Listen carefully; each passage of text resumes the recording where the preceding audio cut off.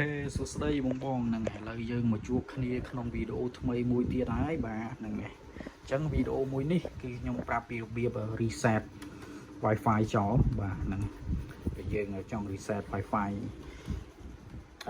ចោលហ្នឹងហើយអត់ឲ្យវាភ្លឺទេអត់ឲ្យវាជាប់ទេហ្នឹងហើយឬក៏យើងចង់ភ្ជាប់ set up Wi-Fi ថ្មីអីយើងត្រូវការ reset Wi-Fi ចាស់ហ្នឹងហើយអញ្ចឹងជាដំបូងយើងបិទម៉ាស៊ីនសិនមកមិនបើកណាបិទហ្នឹងហើយបិទម៉ាស៊ីនមកបិទវាជាប់បាទពេលវាលុតហើយហ្នឹងហើយអញ្ចឹងយើង reset គឺយើងចុចបេតុងមួយនេះមួយហើយបេតុង power ចុចវាទន្ទឹមគ្នាហ្នឹងចុចវាជាប់មកអូខេ1 2 3 4 5 6 7 8 9 10បាទយើងប្រឡែងដៃមកហ្នឹងអូខេហើយយើង reset Wi-Fi ចោលមុនយើង reset គឺ Wi-Fi នេះរត់ភ្លឺទាំងពីរបាទគឺភ្លឺអានេះក៏ភ្លឺអានេះក៏ភ្លឺទាំងពីរឥឡូវយើង reset អូខេចាំមើលពេលវាដល់ចប់បាទ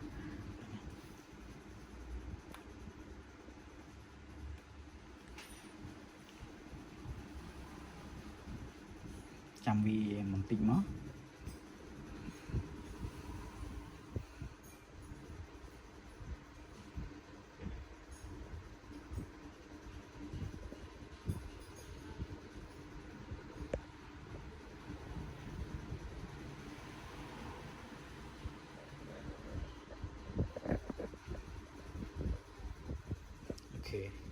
ចឹង